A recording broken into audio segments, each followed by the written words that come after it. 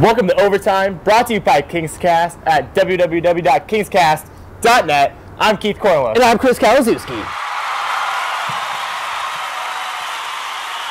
And welcome to Overtime, brought to you by KingsCast at www.kingscast.net.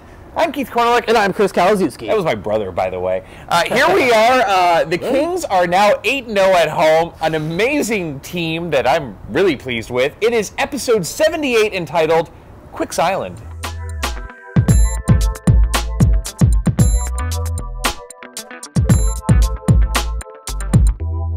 What's up, Kings fans? The Islanders are in town.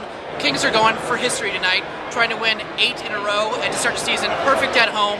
Matt Molson has returned. Go Kings. Keith, so the Kings are 12-3. And I'm sorry, you said the Kings? Yes, the Kings. The Los Angeles Kings are 12-3. They have 24 points. They Are have won rebuilding? 8. I think it's over. I think we can finally say that the rebuild is over. Dean Lombardi is looking like a genius right now. Things are looking good. I'm not sure we have a show tonight, Keith. Well, I don't either. Really, as a fan, it's always fun when the Kings win. As people that sort of try and produce a show, is really no comedic material, period, when the Kings are dominating like this. Yeah, I mean, I think like everyone, I keep waiting for this train to derail because, we're Kings fans. We're sort of accustomed to that. Absolutely. But, take it with Dallas coming to town, sort of a trap game, playing a division opponent, back at Staples after another 4 days off, and this is a game that I totally expected us to totally blow. But again, they found a way to win, and this is in this new era without Ponikarovsky and Mitchell, which what do you say?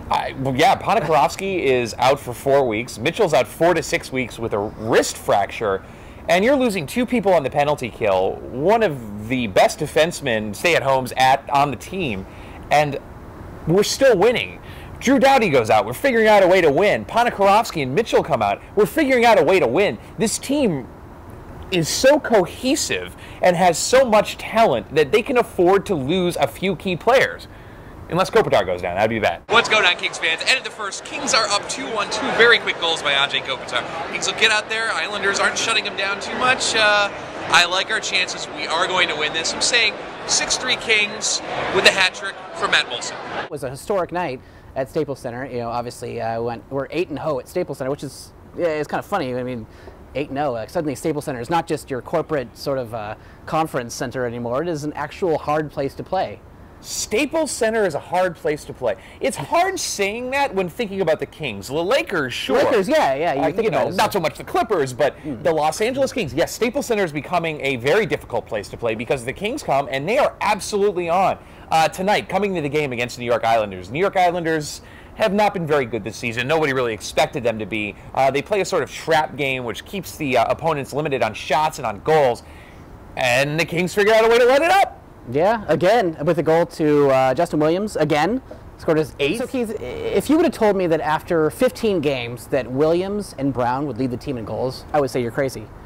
And you'd be right to say that I'm crazy. Absolutely. But Kings fans, they are not. Justin Williams is reinvigorated. The guy who scored 30 goals 2 seasons in a row is back. All right, this isn't some, grizzled veteran that doesn't quite have it anymore. This is a guy who's playing invigorated hockey. And he's always had the talent. Last year, Chris, he played really well. He probably could have put up 25 goals last year if it wasn't for the injury and then, the subsequent decline in the playoffs. But the guy's playing with swagger, being well supported by Jarrett Stoll and Ryan Smith. And Dustin Brown, again, returning to that form of a guy who's a hard player and can score a lot of goals. 30 is not out of the picture for either of those at this point. Not at all. I mean, Kopitar had 2 goals, I think, within 5 minutes tonight. I think we were hoping for a hat trick in the first period. That'd be great. But, we talk about secondary scoring. We talk about the third line and the fourth line.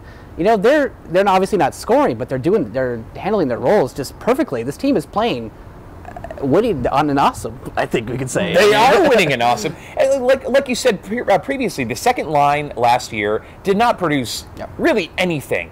And, this year it takes the pressure off the third line. Michael Hanzus has, I believe, 1 goal this season, had 20 last season. And you know what?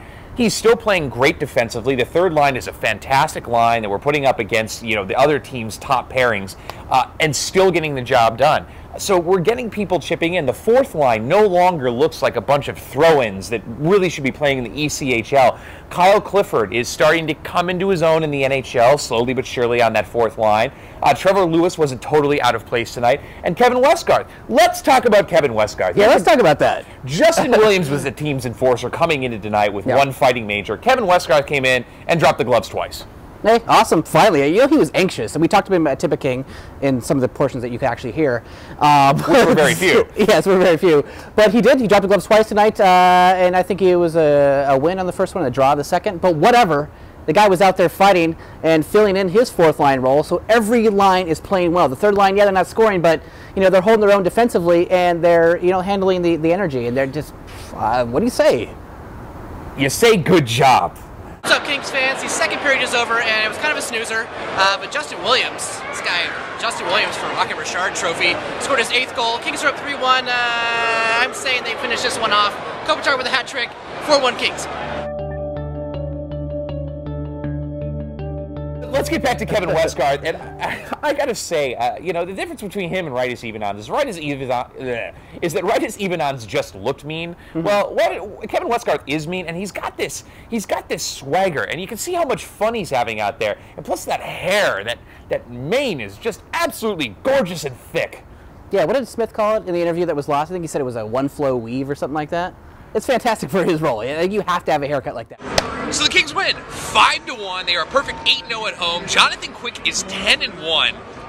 This is kind of unbelievable right now. I have no other real predictions, but excellent team.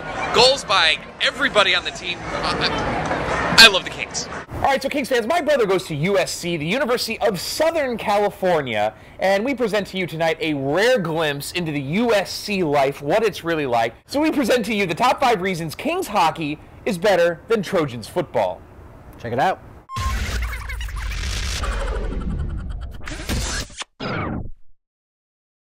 Number 1, the Kings are actually eligible for the postseason. Number 2, the Ice Girls make me want to tie a sock on my door so my roommate doesn't come in. Number 3, Kings fans don't have to strap a flask to their calves. Number 4, Kings players are missing teeth, and missing teeth is classy. Number 5, Trojans fans kick lampposts. Kings fans kick ass. Oh, and by the way, hey Ice Captain Debbie, how you doing?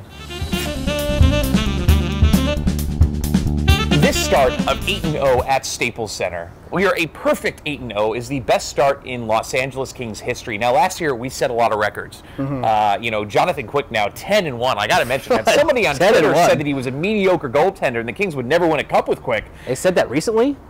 Yeah, a couple weeks ago. Well, they're not watching hockey. I mean, come on. The guy's won 7 in a row. He's 10-1 for God's sakes. I think his goals against is just barely above the 1 mark. Yeah. The guy's giving up 1 goal a game. He's playing ridiculous. Bernier, keep chilling down there in the backup role. Well, Bernier's not playing bad either when he is up. But this is a Kings team that I think you're going to see in this year and the next couple of years set a lot of records, a lot of club bests. And for me, it's an exciting time to be a Los Angeles Kings fan. So the Kings are playing the San Jose Sharks in San Jose on Monday, another road test for them. And then we'll be back with you after the Columbus Blue Jackets game on Wednesday, the BJs. BJs. You know, Chris, everybody loves BJs, I think except for the fans in Columbus. I think so, too. All right, so Kings fans, your question of the day is, when will the train derail? Leave your comments, as always, downstairs. And if you're feeling technologically advanced, leave a video response. I like it. Haven't had one yet. No, we haven't. All right, so I'm Keith Cornelick. And I'm Chris Kawazuski. And thank you for watching Overtime, KingsCast.